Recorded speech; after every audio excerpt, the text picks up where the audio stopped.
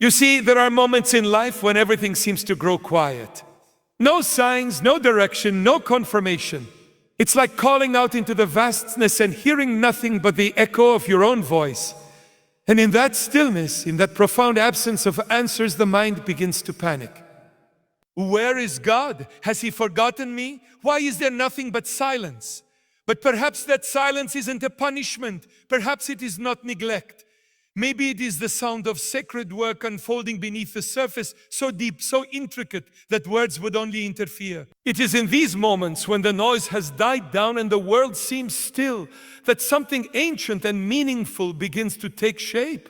Because after all, you don't shout instructions to a seed buried in the soil. You trust it will grow in silence, and so it is with you. The divine doesn't need to speak when it's already working. The absence of a voice doesn't mean the absence of presence. It may actually be the greatest evidence that the hands of the Creator are nearer than ever, not adjusting the environment, but adjusting you. There's a kind of alignment happening when everything quiets down, an invisible calibration. Life isn't random, and neither is the silence. What appears to be delay is often divine precision. You think you're waiting on God, but often God is waiting on your inner being to settle, to stretch, to expand into the shape required for what's coming. And that expansion, it's rarely comfortable. It usually feels like emptiness, like disorientation, like being asked to walk forward without knowing where your foot will land. But this isn't a trap, it's an invitation to trust. Most people panic in the quiet seasons. They rush to fill the silence with noise, distractions, opinions. But the ones who grow are the ones who lean in, who allow the silence to speak in a different tongue, the language of stillness, of surrender. Because the most profound changes don't come with thunderclaps. They come quietly, like dawn, like breath. Like the soft turn of a page before the story changes forever. When you begin to understand that silence is not abandonment, but preparation, everything shifts. You stop asking, oh, why is this happening to me? And start asking, oh, what is this shaping within me? Because something always is. No test is without its lesson, no silence is without its shaping. The waiting, the stillness, the not knowing, it's all molding you into the person who can not only receive the blessing, but carry it with grace, with wisdom, with humility. What's being formed in silence is often more valuable than what comes with noise. Character is formed there. Resilience is born there. Spiritual sight begins there. You begin to hear the whisper beneath the noise, the truth beneath appearances. And in that space, you become more than someone who just wants answers. You become someone who can hold mysteries. And maybe that's what all this is about. Not just preparing you for something big, but preparing you to hold that bigness without it breaking you. Because divine gifts aren't just about arrival, they're about capacity. And the silence you're walking through now, it's God stretching that capacity. So if it feels quiet, if it feels still, don't fear it. Don't rush it. Stay with it. Let the silence do what only silence can. Let it unravel the old noise so that when the voice does return, and you'll be ready to receive it. Not as someone desperate for direction, but as someone deeply aligned with it. Because the silence is not the absence of God. It is the sound of His hands preparing you. Pain has a way of making us question everything. It doesn't knock on the door politely. It barges in uninvited and makes itself at home in the most tender parts of our lives. And our first instinct is almost always to resist. To ask, why is this happening to me? Or what did I do to deserve this? But if you look closely, if you let yourself sit with it rather than run from it, something begins to emerge. A pattern, a shaping, a deeper rhythm that suggests maybe pain isn't here to destroy you. Maybe it's here to transform you. Because pain in its rawest form is the chisel of destiny. It carves, it refines, it breaks through the illusions you've built around yourself. Not out of cruelty, but necessity. You cannot carry what is coming while still clinging to what was. There are versions of you that cannot walk into the next season, and so they must be chipped away, not violently, but deliberately, like an artist shaping stone into sculpture. We don't always see it while we're in it. Most of the time, it just feels like everything's falling apart.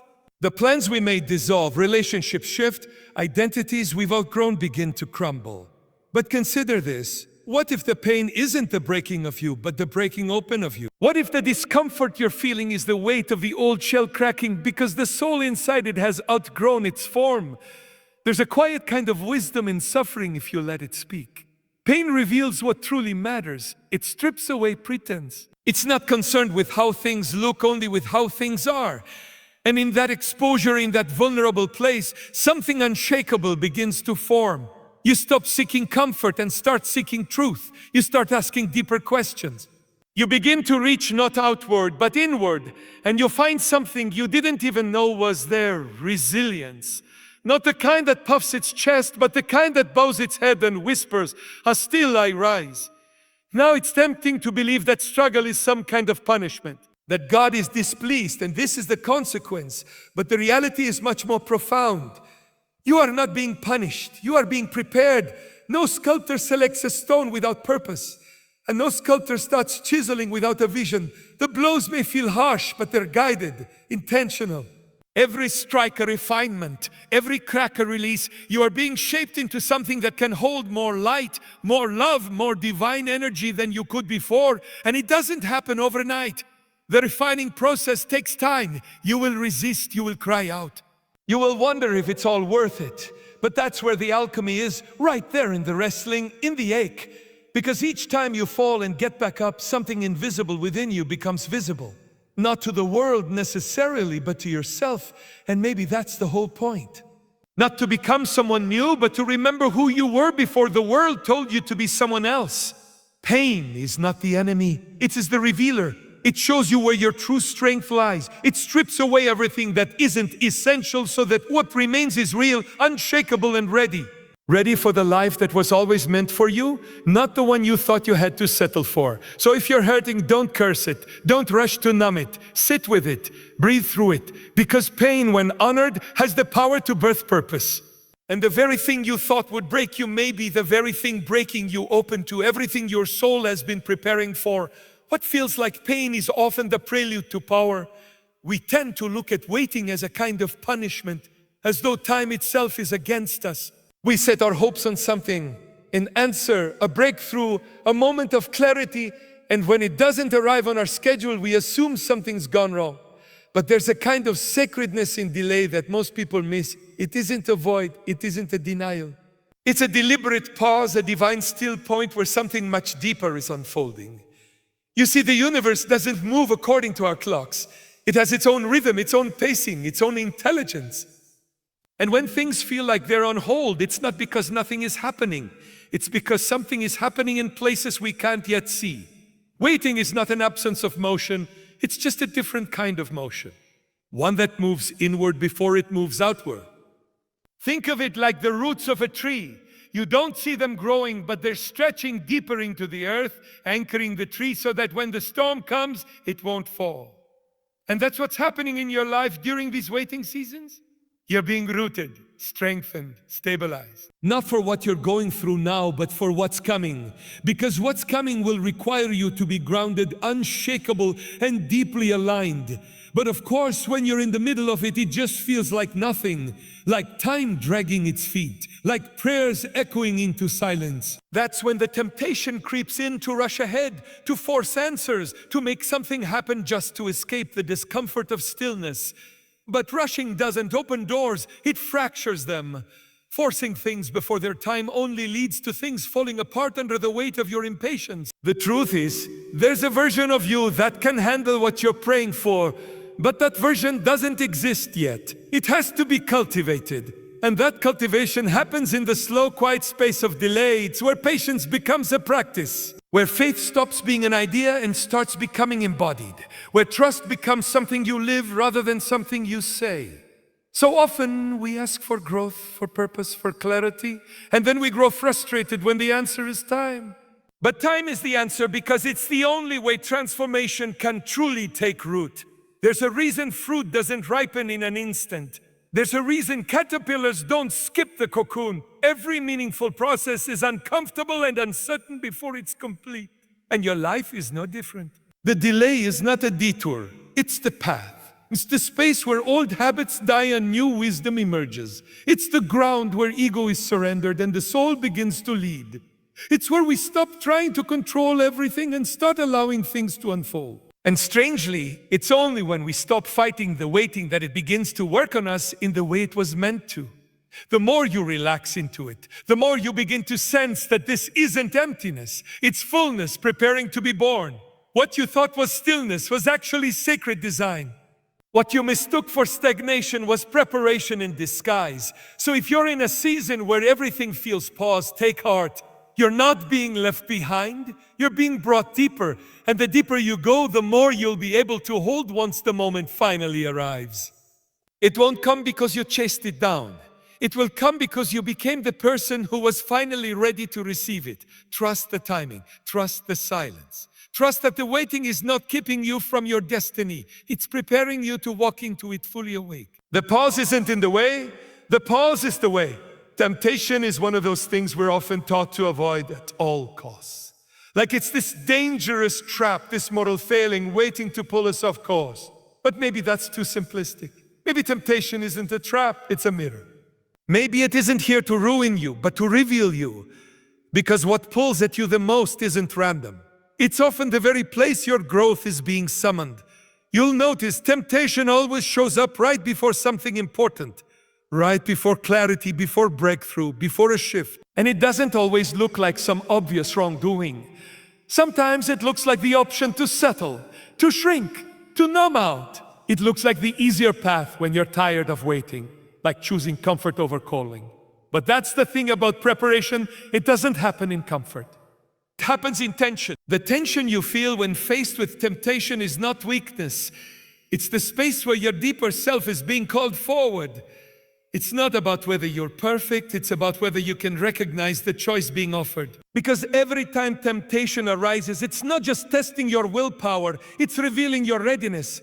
Are you able to choose who you're becoming over what would soothe you right now? That's the real question.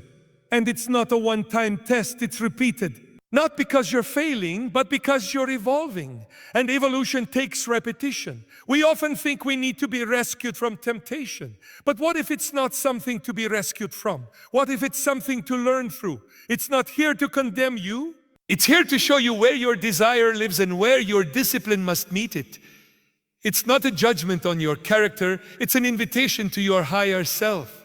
And let's be honest, it's easy to be disciplined when nothing is calling you off course. But that's not real strength. Real strength is staying aligned when every part of you wants to take the shortcut.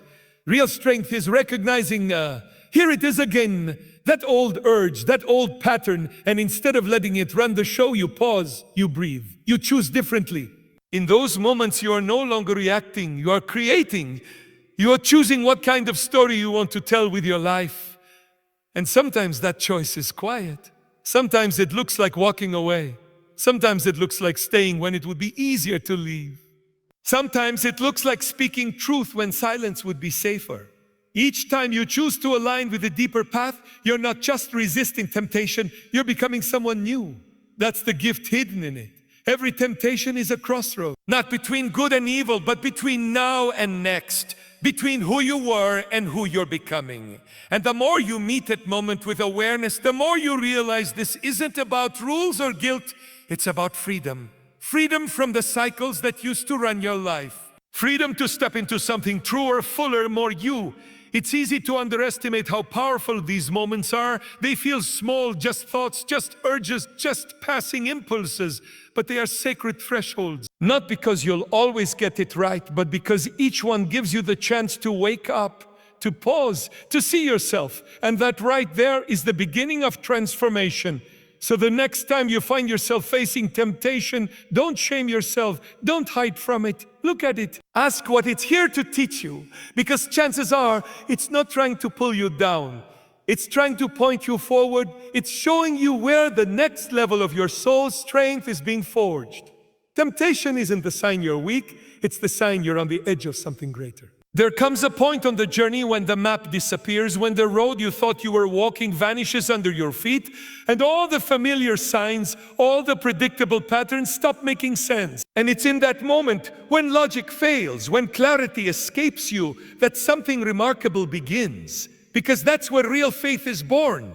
Not in the comfort of certainty, but in the mystery of the unknown. Up until then, much of our life is lived by sight. We rely on what we can see, what we can measure, what we can predict. We feel safe in structure, in plans, in having something solid beneath us. But the moment God is preparing you for something big, He often removes what's familiar. Not to confuse you, but to awaken a deeper part of you, the part that doesn't depend on certainty to move forward. This is not chaos.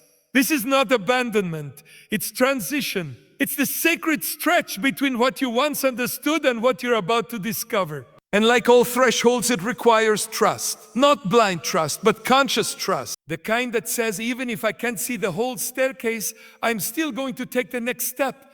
Now, this is easier said than done, because the unknown is uncomfortable. It exposes all the parts of us that want control. It stirs up fear, doubt, anxiety. The mind scrambles for answers, for closure, for something, anything that makes it feel safe again.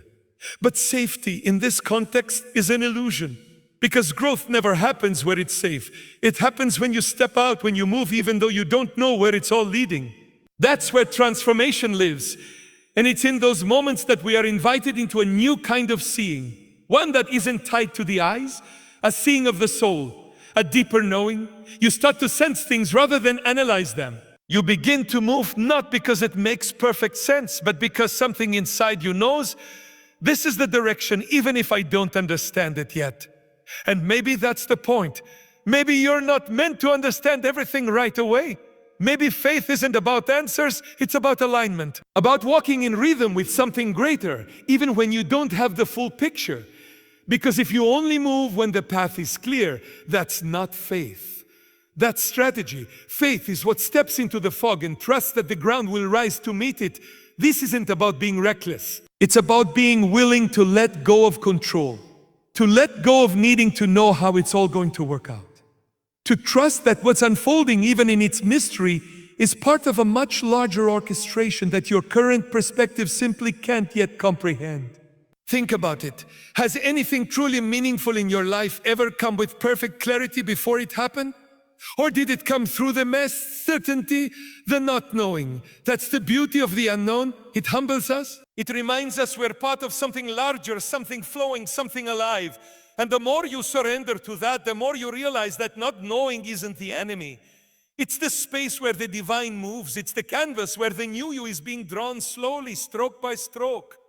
You're not lost. You're being led, even if it doesn't feel like it right now. So if the road ahead has vanished, if you're walking in the dark with no clear sign in sight, don't panic, don't retreat, keep walking. Not because you have all the answers, but because something in you trusts the unfolding. Because when the path disappears, it's not the end of the journey, it's the beginning of the transformation. There's something profoundly humbling about walking through a season where nothing seems to make sense. Where the path is unclear, the prayers feel unanswered, and the weight you're carrying feels heavier than usual. And it's easy in those moments to wonder if you've somehow gone off track, if you've missed a step or made the wrong turn. But what if the very confusion you're feeling is a sign that something deeper is taking place beneath the surface? You're not being punished, you're being refined, not for something small or fleeting, but for something enduring, something eternal. And refinement is never soft. It doesn't arrive wrapped in clarity or comfort. It comes through fire. Through the parts of life that stretch you, break you open, and ask more of you than you thought you had to give. But here's the mystery. Everything you're walking through is not random. It's not chaos, it's choreography. A deliberate shaping of your soul into the kind of vessel that can carry what's coming. Because what you're being prepared for isn't ordinary. If it were, you wouldn't be experiencing the intensity, the delays, the silence, the inner wrestlings. No, this is different. This is sacred work. And sacred work always begins in the unseen, in the quiet places, in the places where your ego begins to fall away and something truer begins to rise. You're learning to live from the inside out, to let go of the need for external validation and instead trust the subtle knowing within.